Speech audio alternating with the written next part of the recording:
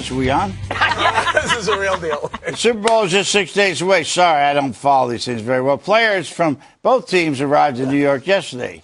The five will be counting down the big game on Friday from Super Bowl Boulevard, where it will be 10 degrees in Times Square. A writer in the New York Times actually just asked if it's immoral for us to be watching on Sunday. What? Steve A.R.M, who must be psychotic, says sending men into the NFL is like sending soldiers off to war in Afghanistan. Really? He writes that the toll of violence in football is real and, quote, we not only tolerate this brutality, we sponsor it, and just by watching it at home, essentially we support it. Now, Steve, I am second to none in my concerns about what the violence that's happened in the NFL and in college and high school.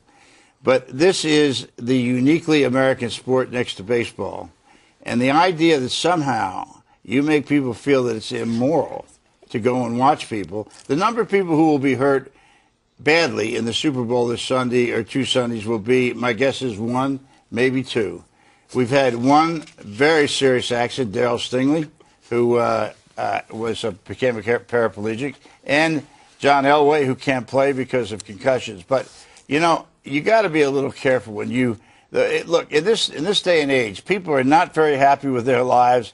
The one thing they got to look forward to is football. Do not think about taking that away. And by God, please don't take this elitist view that it's immoral.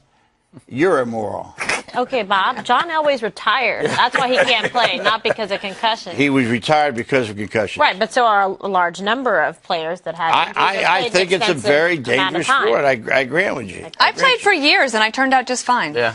Because you're quick. You didn't. That was foosball. Oh, right. All right, but let me ask you this, Eric. What about the New York Times saying this, calling this thing immoral? I mean, that's crazy. It's America's sport. It's the globe sport, actually, where they're trying to get a couple of teams in the Europe. I think London's looking for a team. There's a team in Germany looking to play. Look, it's a fantastic sport. Is there danger? Yeah, of course there's danger. People take this. By the way, they're very well aware of the dangers of playing football when they're signing their $10 and $15 million per year checks. Immoral? Is it? I'm surprised Steve A.R.M is taking this approach. Is it immoral? Is abortion immoral, Steve? Are there paying for Obamacare when you're a Catholic? Is that immoral? I don't see you writing about those. He's not answering. It's America's football game. It's entertainment. Enjoy it. Live with it. I'm all for it. Listen, let's go. Let's play ball. Greg, what do you think? The irony here is there's nothing perhaps more immoral than the New York Times editorial board. They propagated more destructive, deadly ideas in the last 80 or 90 years than any group of nitwits on the planet. They never met a communist that they didn't like. Remember Walter Durante, who was an apologist for the Soviets while people starved to death.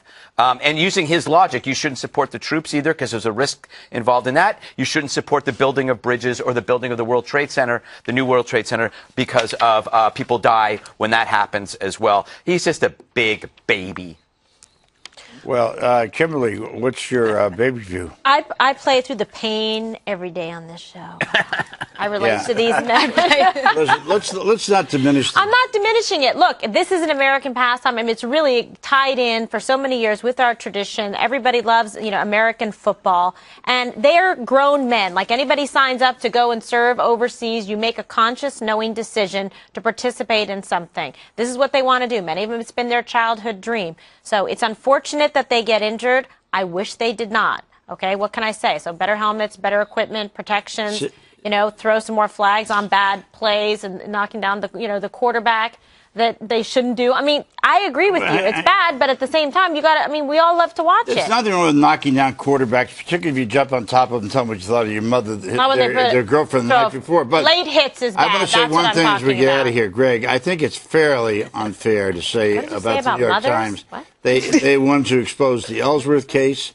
They stood up for Solzhenitsyn when other people would not do it. The New York Times has taken some fairly bold and dramatic steps. I grant you that they sometimes line up with people that you find unacceptable. But then again, you find most people unacceptable. That is true. But I would just be a little cautious about that. Yeah. Dana. I was not going to let Dana go because I know that Dana is the one who's Dana, the expert. tap your pen. That's my She is the expert at pain in the NFL. I believe I had experienced enough pain every day reading the New York Times editorial. editorial page. Exactly. Well, don't read it. You have Where- to that- use it that as could a give you a weekly concussion. I actually don't read it anymore. I just read the, the You commentary think, about Suzanne, it. if you had a cousin who wanted to play football in high school, would you let him play? No, look, the relevant comparison for me is bull riding.